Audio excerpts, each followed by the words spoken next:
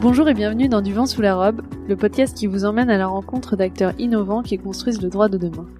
Je suis Laetitia Jacquier et dans cet épisode, j'accueille Melik Boudmeg.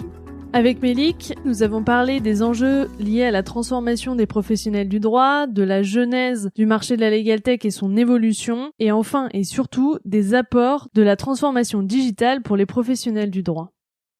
Bonjour Melik, merci beaucoup d'être avec nous aujourd'hui. Je suis très heureuse de te recevoir dans ce podcast.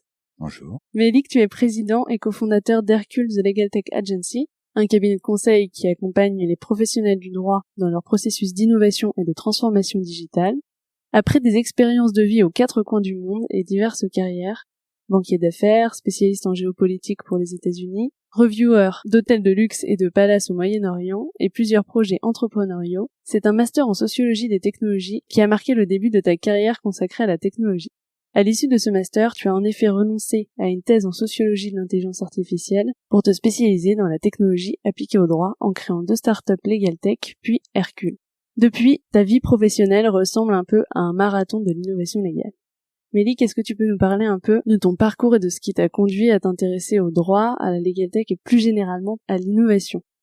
En fait, beaucoup de gens pensent que je suis issu de la technologie ou du droit. Et en fait, je suis dans le legal tech, mais je suis techniquement ni légal ni tech. J'ai eu un parcours d'études assez varié. J'ai des études en économie en finance, j'ai un MBA aux États-Unis. Puis après, j'ai fait des études d'histoire du consumérisme et en effet de la sociologie de la technologie. Et justement, au moment où je devais commencer mon doctorat, je me suis rendu compte que je restais dans du théorique, mais qu'en fait, j'avais jamais fait dans ma vie vraiment de technologie appliquée. Et j'étais à l'époque avec ma meilleure amie et on s'est dit, et si on commençait une start-up ? On n'avait pas vraiment d'expérience de comment on commence une start-up avec rien, de la techno, se battre pour pouvoir faire du développement informatique, comprendre les enjeux de l'acquisition sur Internet, etc. Et donc c'est venu un petit peu comme ça en se disant, c'était un nouveau challenge dans notre vie. Et qu'est-ce que ça t'a appris alors ? En fait, il y a quelque chose qui s'est passé qu'on avait loupé, qui est la digitalisation en fait des pratiques, et j'avais aucune idée par où commencer. J'avais des fausses idées en fait sur les coûts, sur les enjeux. J'avais peur que tout le monde me donne des fausses informations pour profiter de moi, et c'est un peu là où on a commencé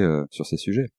Et du coup, tu as créé Contracteo et ensuite Hercule. Est-ce que tu peux nous en parler et nous dire ce que vous proposez comme type d'accompagnement pour les clients et quel type de clients ? Alors Contracteo, en fait, on avait commencé une start-up. On a, comme on dit, pivoté, c'est-à-dire qu'on a changé un petit peu d'objectif et même de définition et de proposition de valeur plusieurs fois pour finir en agence. Alors, comment est-ce qu'on est rentré un peu dans ce sujet Legal Tech ? Au départ, on avait envie de faire une start-up qui aiderait le consommateur à mieux comprendre ses engagements juridiques. On s'était dit, et si on lançait un projet qui permettait aux gens de dire, voilà, je suis chez Orange, tous les grands fournisseurs, et donner d'autres informations sur son bail, etc., et d'être capable d'avoir un peu des bilans de santé, ou en tout cas un ensemble d'informations qui me dit non seulement à quoi je me suis engagé, à quoi j'ai le droit, quel est le type de résiliation, et ensuite aussi de pouvoir automatiser certaines choses, de dire, j'ai envie de faire ça, j'ai envie de changer, j'ai envie de mieux comprendre mes engagements, et à la fin, c'était aussi mettre en relation avec des avocats. Et en fait, on était parti là-dessus, et un jour, j'arrive au premier événement d'Open Law, qui est l'association clé autour des sujets de la transformation juridique et de l'innovation dans le juridique. Et ils avaient ouvert en fait une mini-conférence.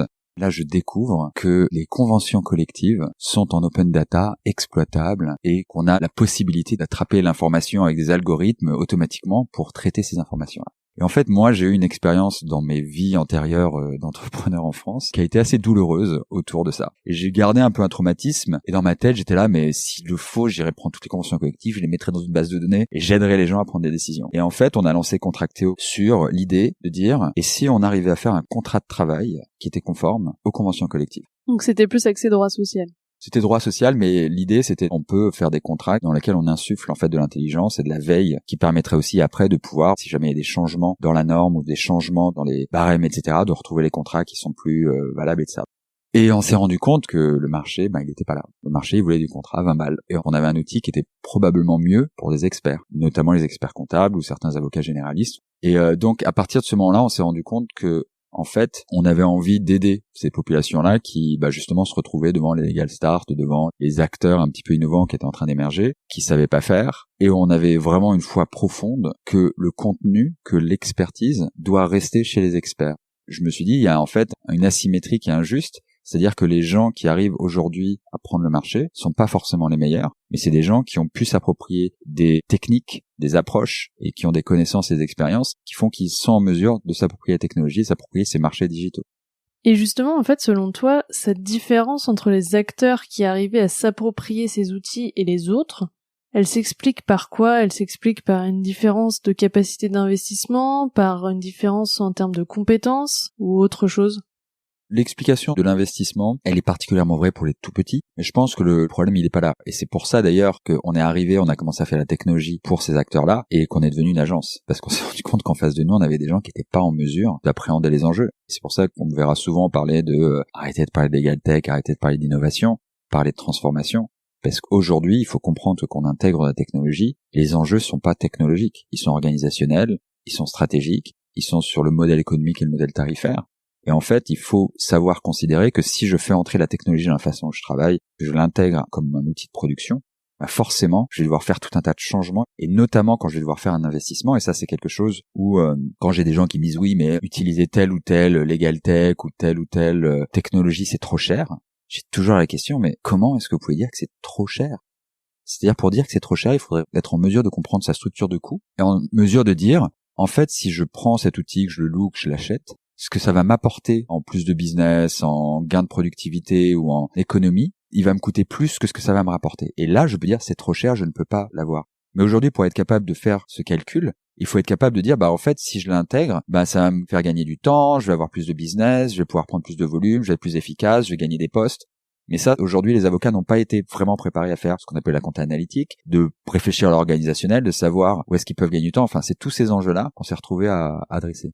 Oui, c'est analyser ses process, voir comment on fonctionne, et effectivement concevoir ça comme un investissement, mais un investissement à moyen long terme. Ça dépend. Si ça se trouve, de mettre ça en place, ça pourrait être un investissement qui se rembourse en 3 mois.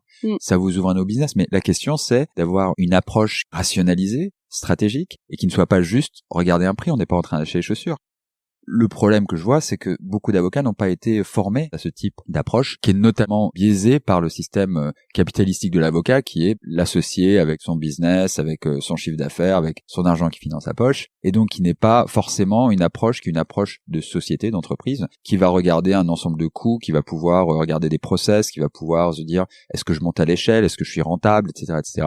On va souvent regarder juste une activité, combien elle rentre, combien sort. On met du coût fixe qu'on va dispatcher sur tout le monde et après on va avoir à peu près une idée de est-ce que je suis rentable. Et c'est pas comme ça en fait qu'on approche en économie ou en business un investissement. Tu disais le schéma de l'associé veut que finalement l'argent est dans sa poche. Est-ce que tu penses que ce schéma-là joue sur le fait qu'il n'y a pas forcément de réinvestissement ou d'investissement dans des outils, etc. Justement, je faisais une présentation pour un board, un cabinet d'avocats de taille moyenne, grosse croissance, très jeune, on est tous potes. On a essayé de créer notre cabinet ensemble. Ils disent oui, nous on a envie d'avoir une vraie stratégie pour pouvoir avancer et on veut faire ça ensemble et avoir justement une marque, une approche, etc. Je fais, c'est génial parce que pour moi c'est exactement vers là qu'on doit se diriger. C'est ce qu'on appelle une entreprise. Donc qu'il y ait un peu une communauté du bien, une communauté et une collégialité, qu'on ait une stratégie commune, etc., etc. Et je fais j'ai une question à vous poser. Imaginez, là, il y a Jean-Pierre, il se rend compte qu'il y a une énorme opportunité sur tout ce qui est éolien et qu'il faudrait développer une nouvelle offre de service, un nouveau marché et qu'il y a des millions à se faire. Par contre, Jean-Pierre va vous dire, moi et deux collabs, pendant 1 an, il faut qu'on construise une offre, il faut qu'on aille développer du marché, il faut qu'on aille faire du business développement, il faut qu'on aille faire des partenariats, du réseau, s'assurer qu'on a la bonne offre. Et pendant 1 an, c'est la boîte qui paye puisqu'on va être un centre de coût et on va pas ramener d'argent. Est-ce que vous êtes prêts, vous, à prendre 1 an sur chacun en vous disant, on va miser sur Jean-Pierre et sa nouvelle idée? Et là, j'ai eu un gros blanc. Parce que, normalement, la réponse peut être, oui, on va juger, on va regarder, est-ce qu'il nous fait un business plan, combien d'argent il compte ramener, combien ça va ramener à tout le monde, etc., etc. Et en fait, je me suis rendu compte, alors je vais pas rentrer en détail, mais que capitalistiquement, ils n'avaient pas encore aligné les intérêts de la société autant qu'ils auraient voulu pour que ce soit lucratif pour eux, que si un gagne, tout le monde gagne et gagne de la même manière. Ça me démontrait qu'on avait quand même gardé un système de rémunération des partenaires qui était quand même très lié à leur propre activité, que chacun pouvait mettre au pot, mais c'est pas la même chose. Et en fait, je pense qu'il y a un enjeu capitalistique réel qui est un frein, plus que de dire est-ce que je peux aller chercher de l'argent sur les marchés de capitaux ou sur des investisseurs, etc.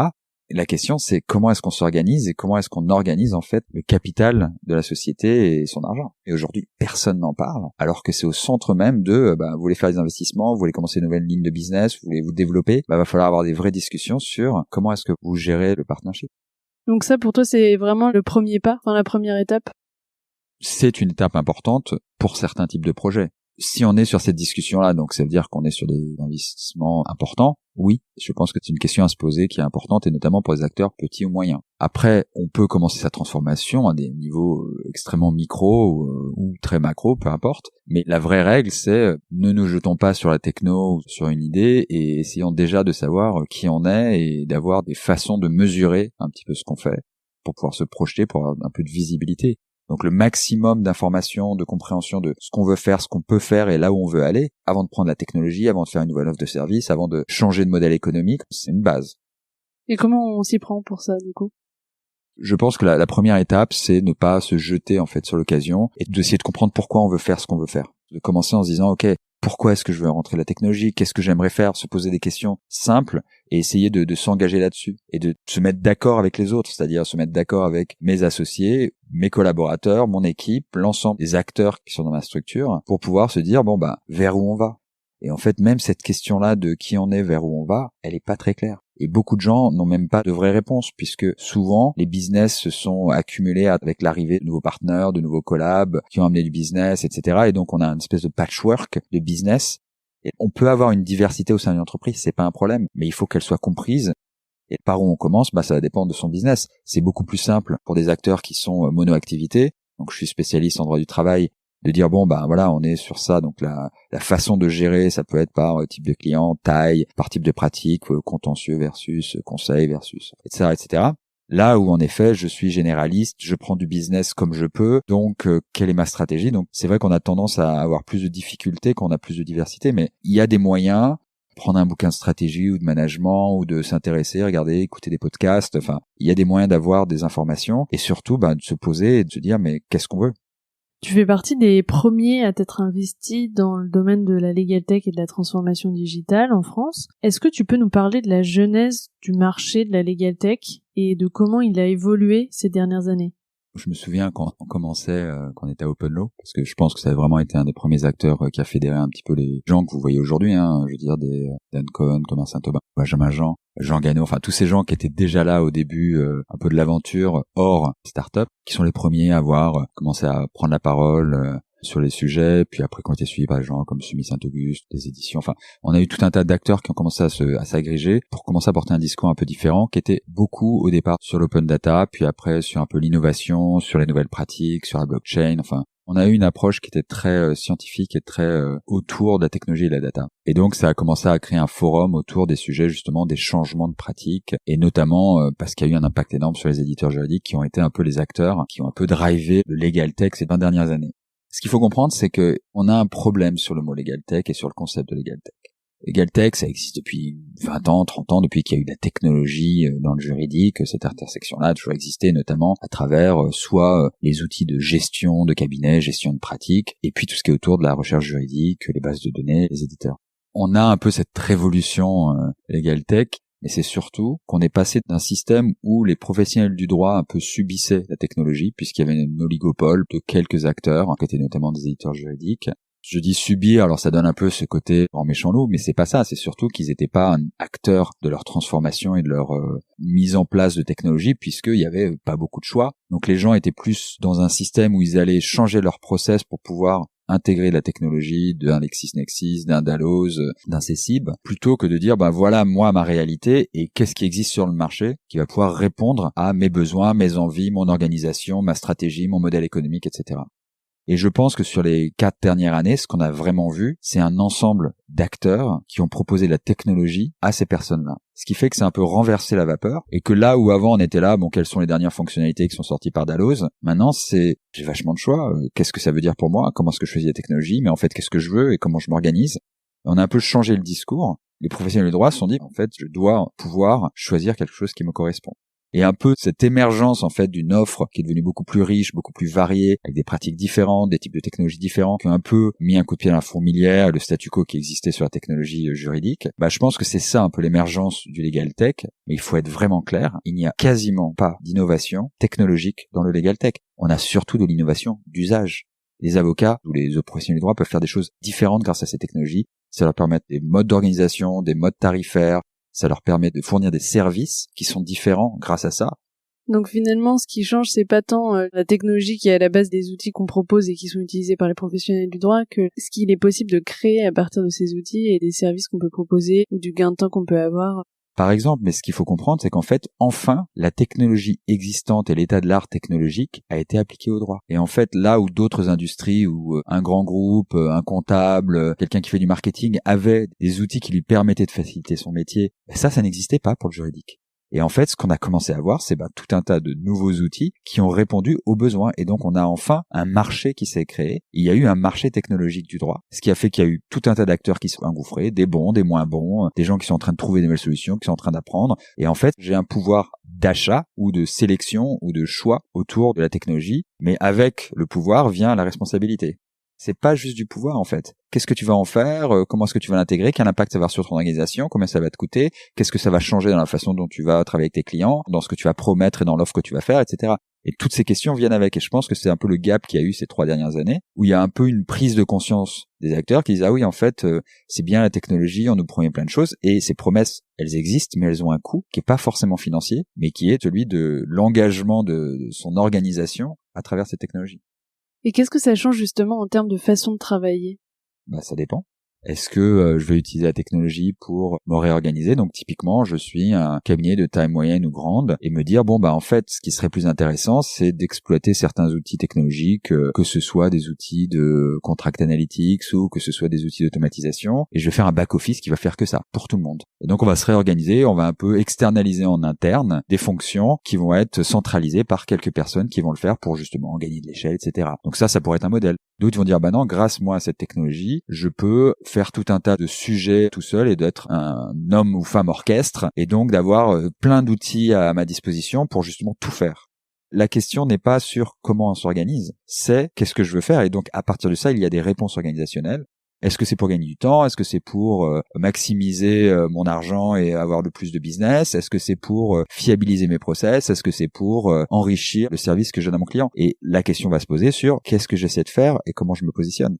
Ça, c'est dur de demander à un avocat de se positionner sur ce genre de choses, quand en même temps, il doit dire, oui, mais moi, je suis un auxiliaire de justice. Donc, j'ai aussi un devoir d'être un peu le gardien du temple. Donc, c'est un peu cette double casquette, aujourd'hui, que les gens apprennent à gérer. Et donc, est-ce que l'avocat, en fait, il doit garder sa casquette d'entrepreneur ou d'auxiliaire de justice, ou est-ce qu'il a le droit d'être les deux? Et donc, il y a des vraies décisions à prendre, parce que la technologie ouvre des choses qui n'étaient pas pensables avant pour un avocat. Et est-ce que tu peux nous donner des exemples d'accompagnement de clients dans un processus de transformation digitale ou autre? Il y a plusieurs un peu thématiques qui reviennent assez souvent. J'ai besoin ou j'ai envie de développer un nouveau business, souvent qui va s'appuyer sur la technologie. Un autre, j'ai envie d'intégrer des outils d'automatisation dans ma pratique. Et 3, j'ai envie d'améliorer ma relation avec mon client. Donc ça, c'est 3 gros pôles qui viennent souvent comme sujet pour des avocats ou des professionnels du droit sur les sujets de transformation. Donc sur commencer un nouveau business, c'est un peu plus facile en fait, parce que c'est souvent pensé comme quelque chose à côté, et donc on est sur combien ça coûte, quelles ressources je mets, qu'est-ce que ça me demande, mais ça ne touche pas le cœur de production, puisque c'est quelque chose qui va être développé parallèlement. Je parle pas de transformation complète, changer son identité, avoir un modèle économique différent, ça, je suis vraiment commencer un nouveau business. Il faut pas oublier que l'avocat est un spécialiste de son client, un spécialiste de son marché. Donc, il y a une vue unique qui lui permet donc d'imaginer des offres de services uniques qui peuvent répondre soit au marché complet, soit à leur type de client, soit à leur type de pratique. Et donc, il y a plein d'opportunités. Et c'est un peu cet esprit entrepreneurial d'imaginer soit des nouveaux business ou de nouvelles offres de services. Mais le problème, c'est que ça ne s'improvise pas. Beaucoup de gens commencent à vouloir faire de nouvelles offres de services, mais n'ont pas vraiment d'approche très normée sur ça. Donc, on a pas mal accompagné sur l'élaboration de business plans, études de marché, de comment envisager, mieux comprendre ses clients, faire du bêta-test, aller confronter le marché, etc. Donc il y a pas mal de choses sur cet aspect entrepreneurial. D'ailleurs, à ce sujet, le lab de l'EFB, donc on a mis en place avec Pierre Berlioz et grâce à Marie-Aimée Perron et Basile Adler, un programme depuis 2 ans dans l'EFB qui oblige les étudiants à suivre un parcours pendant 11 semaines, où ils vont développer une nouvelle compétence autour de ces sujets-là. C'est obligatoire, ils sont en groupe de 6, et il y a 4 thématiques, dont la thématique qu'on appelle marché et droit, où on demande à ces étudiants d'imaginer un business plan en 11 semaines sur quelque chose autour du juridique ou du cabinet d'avocat. Et donc, on leur donne toutes les méthodologies de comment faire ce qu'on appelle une carte d'empathie, comment on fait un business canvas, comment est-ce qu'on fait une segmentation de marché, comment est-ce qu'on fait un pitch, etc. Et ils doivent finir après 11 semaines avec un pitch qu'ils vont présenter devant un jury de 3 personnes. Et on parle de centaines et centaines d'étudiants. Je pense qu'il y a plus de 1000 étudiants qui sont passés par ce programme ces 2 dernières années. Et donc, on leur explique un petit peu quel est le mindset, quelle est la façon d'approcher une idée, que ce soit une idée complète d'un nouveau business ou c'est juste une offre de service que vous allez voir dans votre cabinet, pour commencer un peu à insuffler ce type d'approche, dire voilà, vous voulez avoir une nouvelle idée business, c'est normal, vous êtes un entrepreneur, vous êtes un associé dans une société, vous êtes une profession libérale, vous avez des opportunités, vous êtes proche de votre client, par contre vous le faites pas n'importe comment, et le problème c'est que si vous vous trompez une fois ou 2 fois, vous allez jamais recommencer. Et souvent c'est parce que vous n'avez pas les bons outils et les bonnes méthodologies. Donc vous leur apprenez justement ces méthodologies pour s'ils ont envie de développer un nouveau business, ils ont toutes les cartes en main pour pouvoir le faire. Bah voilà, on a fait soit en format formation et on a accompagné les étudiants en formation initiale, ou on l'a fait aussi en formation continue, que ce soit dans le campus du barreau de Paris ou l'EFB, tout ce qui est formation professionnelle. On a fait des accompagnements sur comment imaginer un nouveau business, comment se positionner en entrepreneur, comment mettre en place sa roadmap, etc. Soit vraiment les mains dans le cambouis à co-développer des idées business et accompagner le développement d'un projet complet. Et quand tu parles de carte d'empathie, qu'est-ce que c'est ? C'est une méthodologie en fait qui est assez marrante.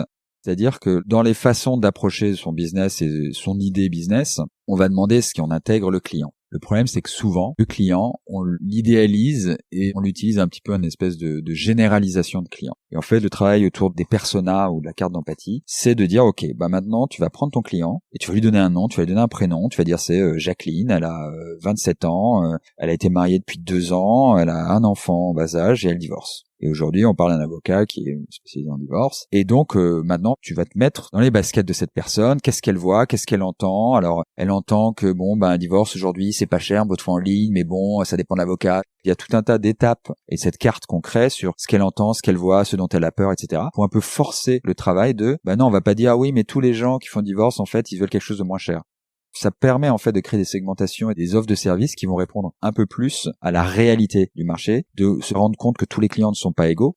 Est-ce que les enjeux sont les mêmes entre différents types de clients? Et donc c'est tout un tas de méthodologies qu'on va mettre en place, qui existent, qui sont utilisées dans le monde des startups, dans le monde de l'entrepreneuriat, et qu'on fait juste que appliquer et donner pour aider les professionnels du droit à utiliser ce que tout le monde utilise en fait. C'est la méthode du design thinking?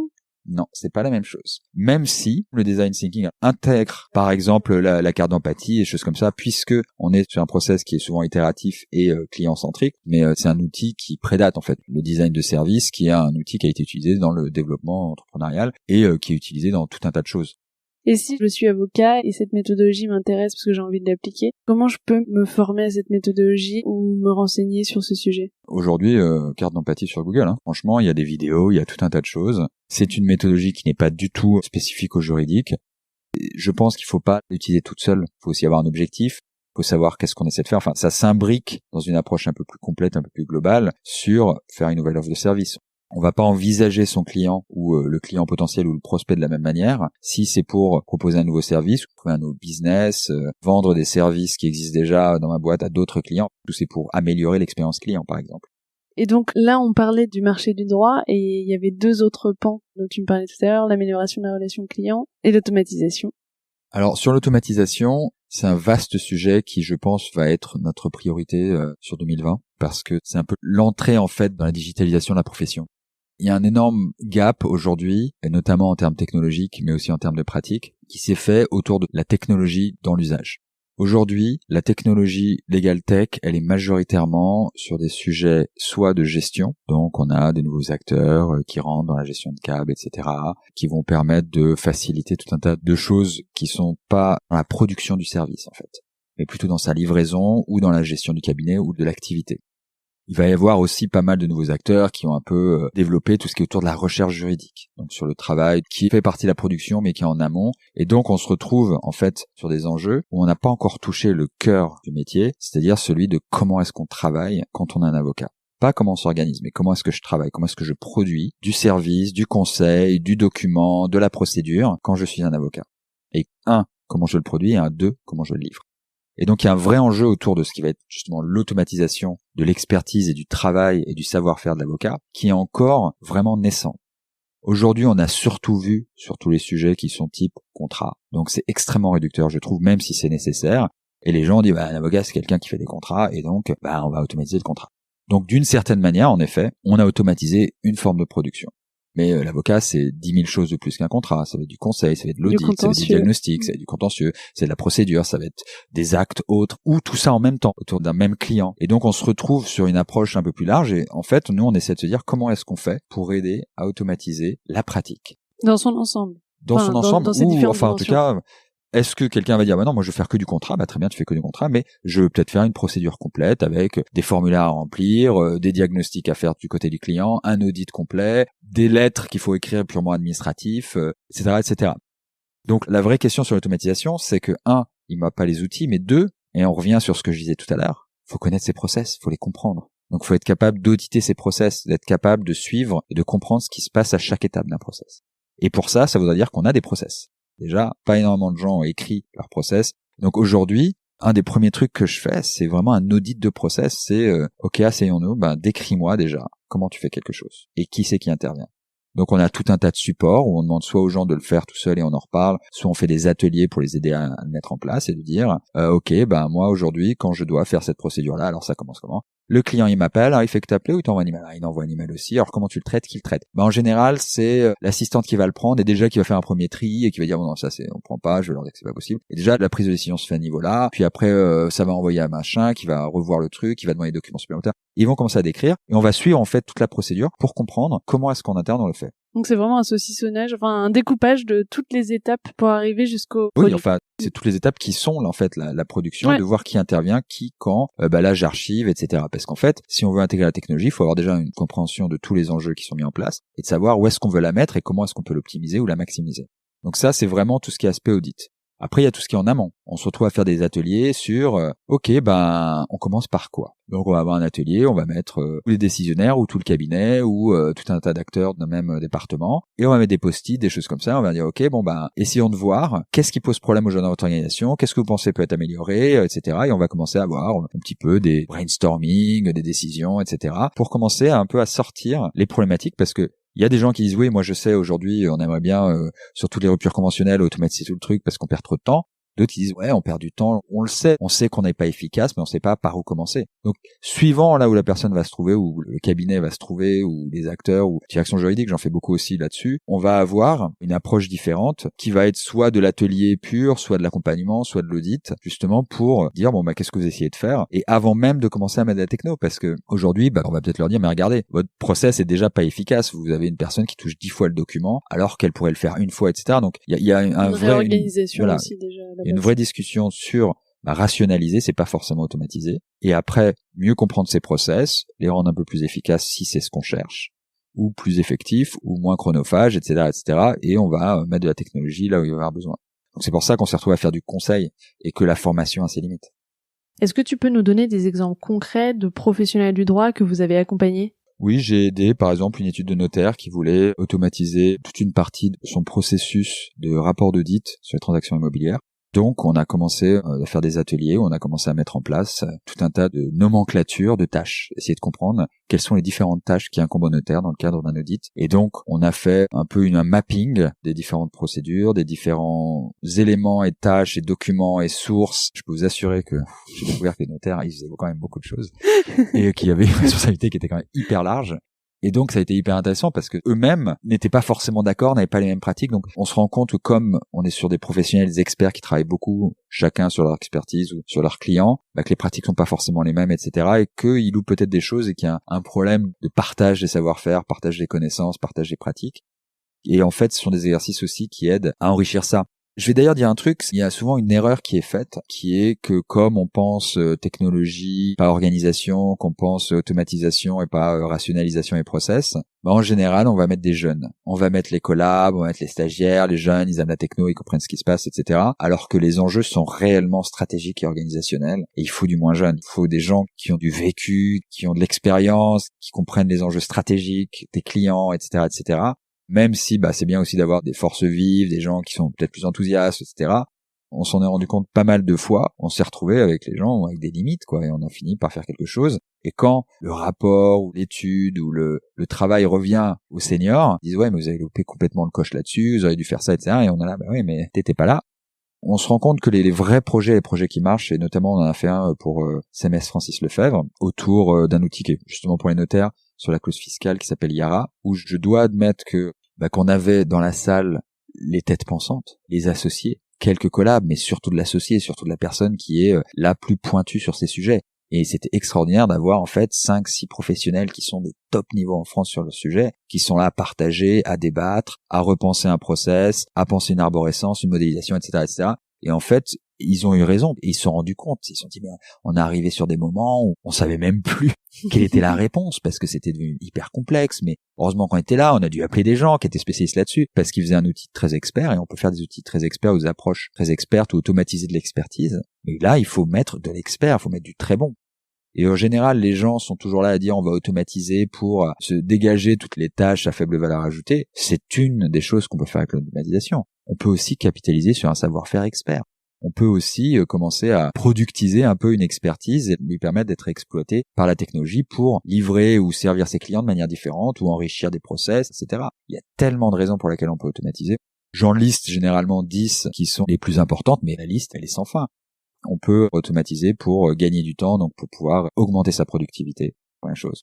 2, on peut le faire pour fiabiliser ses process. Ça, on va souvent le voir sur les plus grosses structures où il y a beaucoup de collabs, de stagiaires ou dans le cadre de direction juridique où il y a beaucoup de départements qui vont réexploiter des process, des diagnostics ou des contrats surtout. Ça permet d'avoir un truc qui est centralisé et surtout qui est bloqué. Donc on peut fiabiliser les process ou la qualité.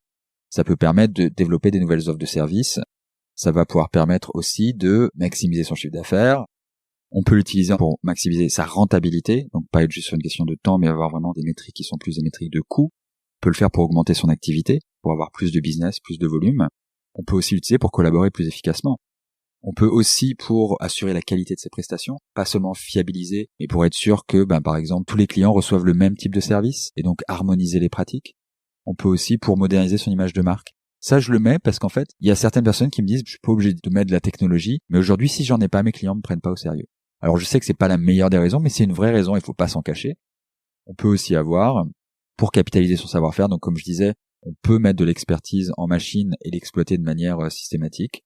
Ou enfin, et peut-être même de manière plus importante, ça peut permettre d'intégrer ses clients à son process. Et donc de dire, voilà, mon client peut soit avoir d'informations et je peux dématérialiser la relation avec mon client, ou je peux le faire collaborer ou contribuer à un contrat, à des diagnostics, etc., en lui faisant mettre de l'information, en lui permettant d'avoir en fait une interaction machine avec moi et mes services. Et donc justement, sur l'aspect collaboratif avec le client, quel type d'outils on peut mettre en place ? Parce qu'on peut créer des plateformes où on partage des éléments avec le client, mais est-ce qu'on peut faire plus pour travailler de manière plus collaborative avec les clients ? Alors, je pense qu'il y a plusieurs aspects. Là, ce que tu viens de décrire, c'est vraiment ce qu'on va appeler la dématérialisation de la relation client. C'est-à-dire, en effet, il y a beaucoup d'inefficience et c'est vrai que c'est un des endroits où les gens commencent, que je sépare un petit peu de l'automatisation, qui pour moi est plus dans l'aspect production. La dématérialisation de la relation client, c'est pas forcément la production, c'est plus dans la livraison et dans les échanges. Et en effet, on en a marre d'avoir des emails, à plus savoir qu'en faire, ne plus savoir retrouver les documents, etc., etc. La personne appelle pour avoir des informations sur son dossier. Donc sur cette dématérialisation, ça va être beaucoup d'échanges, messages, du tracking. Où est-ce qu'il en est mon dossier? J'en suis où? Je peux avoir d'informations, etc. Donc il y a cet aspect-là en effet qui est important. Il va y avoir aussi ce qui va être automatisation du savoir-faire. Un endroit où on ne parle pas beaucoup et on a tendance à pas mettre en avant sur l'automatisation, même si les gens utilisent le mot chatbot à chaque coin de rue, c'est celui sur l'autonomisation de clients. Je peux mettre tout un tas de niveaux d'informations personnalisés au travers d'arborescence, que ce soit sous forme de chatbot, de questionnaire, d'outils diagnostiques ou d'outils d'auto-évaluation ou d'audit, où en effet je peux permettre à mon client d'utiliser un petit outil qui veut dire attention, là tu peux avoir des problèmes, ou là il faut m'appeler, ou là voici le type d'information que tu as besoin, ou l'administration qu'il faut contacter, ou le statut que tu devrais choisir. Et en fait aujourd'hui, on peut proposer des outils qui font que les gens sont pas obligés de vous appeler toutes les 3 minutes pour des questions qui n'ont pas forcément besoin d'un expert. Et on peut commencer à imaginer des outils diagnostiques et d'audit qui sont soit pour permettre de dire ne m'appelle pas tout le temps, il y a des choses où c'est des questions simples, ou à l'inverse, attention là il faut m'appeler. Donc je peux aussi essayer de dire je vais t'aider à mieux te rendre compte des enjeux et surtout te prévenir quand il y a anguille sous roche, et dans ces cas-là il faut aller voir un avocat et tu te serais peut-être pas dit qu'il fallait le faire. Et des points d'alerte Mais ça, là encore, il n'y a pas de règle. C'est comment est-ce que moi j'imagine le type de service et de relation que j'ai à mon client, et est-ce que j'ai envie d'utiliser ça pour soit mettre le pied dans la porte et d'être un moyen d'appâter le chaland. Est-ce que j'utilise pour pouvoir gagner du temps et qu'on arrête de m'appeler toutes les 3 minutes pour des questions récurrentes. Et c'est souvent ce qui a été mis en place dans le cas de chatbot chez EDF, chez SNCF, chatbot juridique, pour pouvoir justement gagner du temps et dire bon cette question-là c'est toujours la même. Si tu rentres dans mon arbre et que en fait tu réussis à arriver à la fin, c'est que donc c'est une question qui est standard. Si t'en sors à un moment, c'est que tu dois m'appeler. Je te dirais là faut m'appeler. Et donc ça permet de filtrer. Mais le plus important c'est pas dire moi j'ai envie de faire ça. C'est est-ce que ça c'est un problème chez moi. Souvent les gens disent moi j'ai envie de mettre ça en place. Je dis oui mais est-ce que c'est vraiment chronophage? Non en fait si je prends le temps et je regarde, ça représente que 5% de mon temps. Le temps je le perds surtout à je sais pas quoi. Dans ces cas-là, il vaut mieux se focaliser sur le point où on perd le plus de temps. Et si c'est ça qu'on recherche, ou alors autre chose. Voilà, par exemple, ça va être on a des points où c'est là on a toujours des clients qui sont pas contents. Par exemple, là ça va être sur la qualité, les gens qui remplissent des templates de contrat et le nom est pas le bon, etc. Et les gens vont vouloir utiliser quelque chose qui va pouvoir permettre de normer ça. Et donc là on se dit je vais mettre toute la technologie qui va faire ça. D'autres ça va être sur oui justement on perd beaucoup de temps à faire des échanges, à collecter toutes les informations avant de lancer la procédure. C'est un truc qui arrive souvent.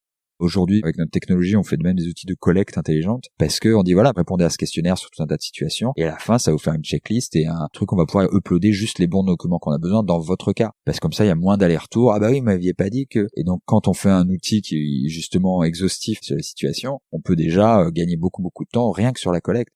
Et si on prend l'exemple de la plateforme Yara, quel retour de CMS vous avez eu sur l'utilisation de cette plateforme? Qu'est-ce que ça a changé pour eux en termes d'organisation, de façon de travailler? Ouais, c'est intéressant parce que lors du village LegalTech, Elisabeth Ashworth, qui est responsable de la doctrine fiscale ou co-responsable chez CMS Francis Lefebvre, qui était leader sur le projet, est venue témoigner justement sur ces sujets, nous a fait un peu le retour de comment ils l'ont pris eux, quels étaient leurs retours d'expérience et tout sur ce sujet. Il y a plusieurs choses qui ont été intéressantes. Alors, c'était fun pour eux. C'est-à-dire qu'ils sont retrouvés à discuter, ils aiment tous le droit, ils aiment leur matière. Ils ont pu se challenger et avoir à travailler le matériau juridique de manière différente. C'est vraiment hyper intéressant et je pense que c'était une expérience humaine, puisqu'il faut aussi que ce soit quand même quelque chose qui soit avec un enthousiasme. Et je pense d'ailleurs que c'est peut-être un des points clés de la mise en place de nouveaux services, de transformation, etc. Il faut trouver des ambassadeurs, il faut trouver des pilotes, il faut trouver un groupe de personnes qui va être enthousiaste, soit parce que ça leur fait gagner du temps ou de l'argent, ou soit parce qu'ils aiment ça. Et donc ça, je pense que c'était peut-être le plus important, c'est de voir un peu ce groupe qui s'est soudé autour d'un projet, et ils n'étaient pas tous dans la même équipe, c'est 2 équipes différentes qui étaient impliquées, plus la doctrine, donc c'est 3 pôles différents qui se sont mis ensemble. Quel autre retour? Ce que j'ai dit tout à l'heure sur les pratiques, ils se sont rendus compte qu'ils voyaient pas les choses de la même manière, qu'ils avaient des pratiques différentes, et pourtant c'est tous des experts, et ça a été quelque chose d'enrichissant aussi sur sa pratique. Sur les aspects plus techno, ils se sont retrouvés à faire de la modélisation à très haut niveau et de manière très profonde. On a des arbres qui couvrent une pièce entière sur les murs, ils sont allés très très loin. Si vous voulez avoir plus d'informations sur l'outil Yara qui a été développé pour CMS Francis Lefebvre, et plus généralement sur la modélisation du raisonnement juridique et l'automatisation de l'expertise, je vous renvoie à l'interview numéro 4, qui est celle de Damien Fabregat, qui est le directeur technique d'Hercule The Legal Tech Agency, dans lequel il revient sur ces différents points. Je parlais de l'enthousiasme, de l'équipe, de la cohésion. Il y a eu aussi des périodes où ça a été difficile, où ils se sont rendus compte qu'il fallait redescendre tous les arbres pour voir s'il n'y avait pas oublié des choses. Je parle de ça, faut pas que les gens qui nous écoutent aient peur, parce que là on parle d'automatisation, d'hyper-expertise sur un outil hyper profond. Donc c'est vraiment le cas le plus extrême. Mais je pense que ça a été aussi quelque chose de difficile parce qu'on leur demande de faire un exercice qu'ils n'avaient jamais fait avant, qui demande d'apprendre en faisant. Et je dois leur reconnaître quelque chose que je trouve pas partout chez les juristes et les avocats, c'est cette capacité de justement d'essuyer des plâtres et de travailler sur de l'à peu près pour l'améliorer. Un des freins à l'innovation chez les professionnels du droit, il est culturel, parce que la formation et l'objectif qu'on a d'un juriste, qui est un peu le gardien du temple, qui est quelqu'un qui n'est pas là pour faire de l'à peu près. Mais c'est pour ça qu'on a mis en place le lab, parce que c'est un espace où on leur permet de faire des choses qui sont hors normes, où ils peuvent tester des choses, des méthodes, des approches qui sont itératives, qui sont approximatives au départ pour arriver à un résultat qui justement corresponde.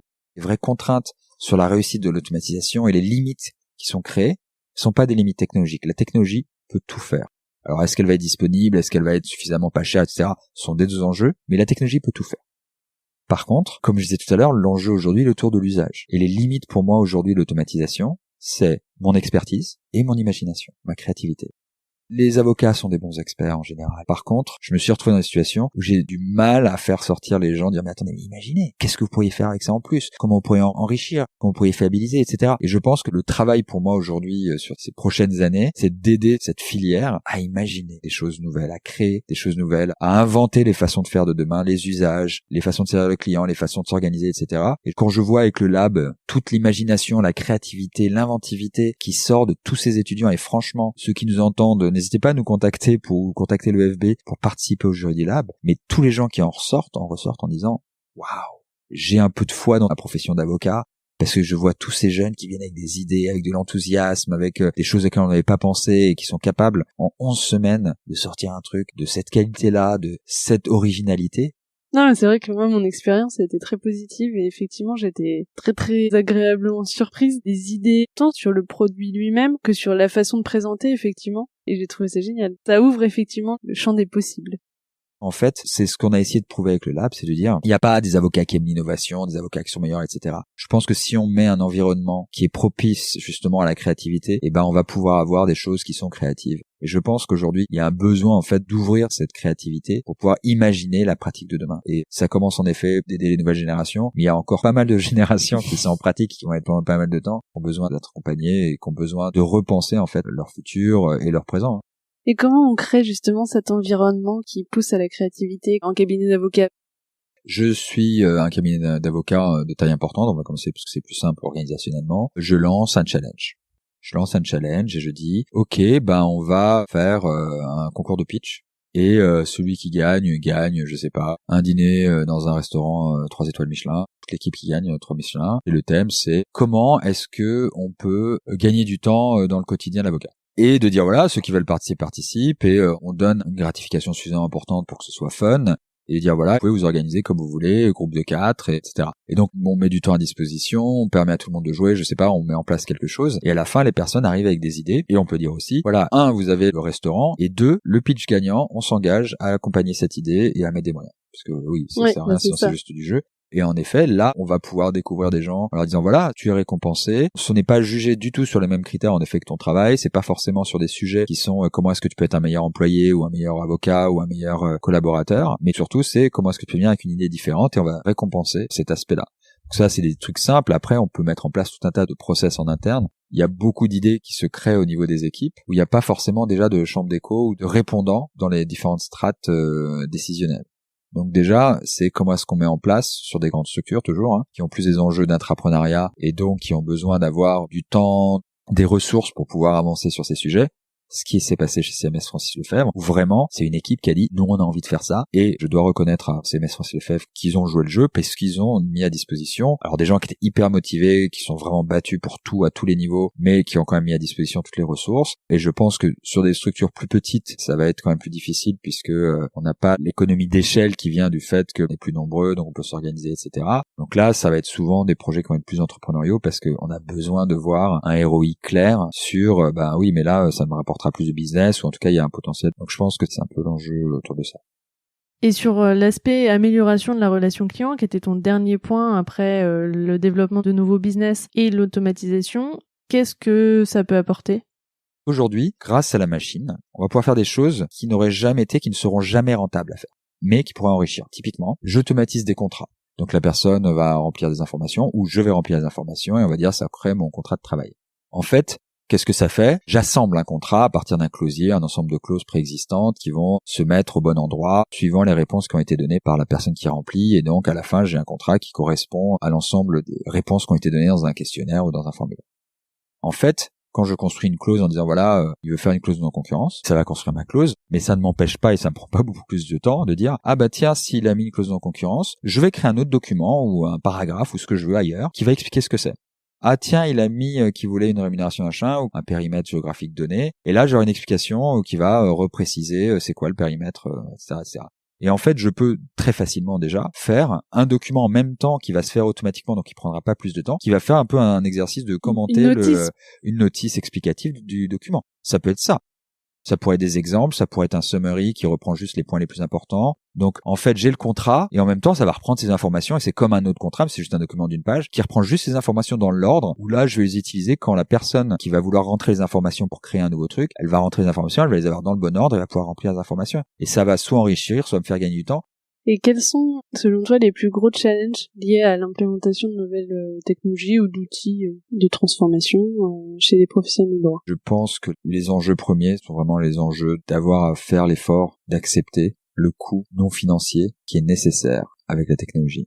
Parce que quand on va arriver sur les outils de production ou des outils professionnels, là, non seulement on me demande à moi de changer, on va aussi demander à la personne à côté de moi de changer, et puis la façon dont on va être avec un client va changer, etc., etc. Et donc, on va dire aux gens, il faut changer. Les gens n'aiment pas le changement. Donc, c'est extrêmement difficile de faire bouger les gens. Et ça, je pense que c'est un des très, très gros obstacles. C'est pour ça que je pense qu'une des autres tendances, et elle sera pas techno, je pense qu'il va y avoir des acteurs qui vont se positionner en disant si toi t'as pas envie de t'organiser pour avoir une nouvelle technologie et te mettre dans un mode de production un peu rationalisé, et moi je vais le faire et moi je vais te faire un prix fixe qui va être extrêmement visible, comme les gestionnaires de paie l'ont fait pour les experts comptables par exemple. Et je pense que ça va être l'autre chose, c'est-à-dire qu'elle va être très servicielle. On parle beaucoup de legal tech, mais ça va être un peu la transformation de la filière.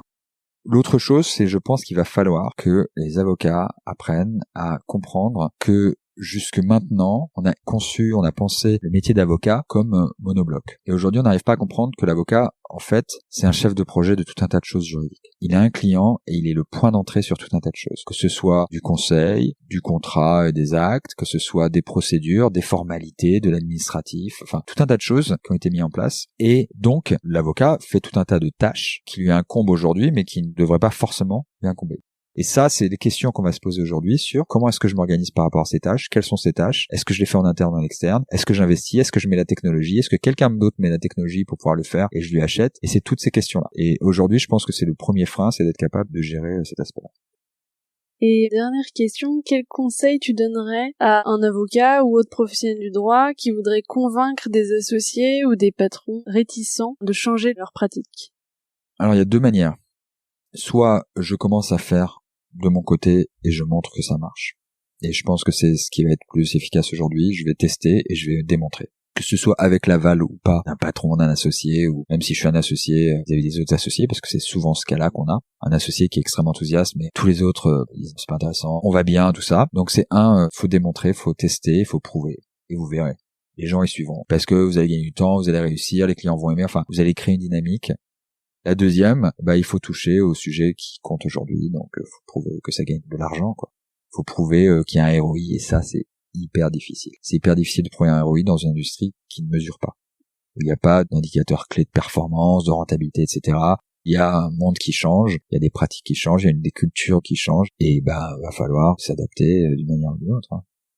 Et sur quelle note tu voudrais terminer l'interview? Un fa. Merci beaucoup, Mélik. Merci à toi et merci pour cette belle initiative et merci de m'avoir reçu. Merci beaucoup. Au revoir. Au revoir. Voilà, c'est terminé pour aujourd'hui. J'espère que l'épisode vous a plu. Si le podcast vous plaît, n'hésitez pas à me mettre une très bonne note, de préférence 5 étoiles sur iTunes, ça m'aidera beaucoup, et à parler du podcast autour de vous. Si vous avez des questions, ou si vous voulez donner votre avis, ou si vous avez envie de partager votre point de vue sur tous ces sujets d'innovation, n'hésitez pas, vous pouvez le faire sur les pages du Vent sous la robe sur les réseaux. Donc il y a une page sur Instagram, une page sur Twitter, une page sur LinkedIn, une page sur Facebook, et sinon sur le site internet, sur la page dédiée à chaque épisode, vous avez la possibilité de laisser des commentaires. C'est vraiment fait pour ça, ça peut être très intéressant de débattre sur ces sujets, donc n'hésitez pas. Et sinon je vous donne rendez-vous dans 15 jours pour le prochain épisode. À bientôt!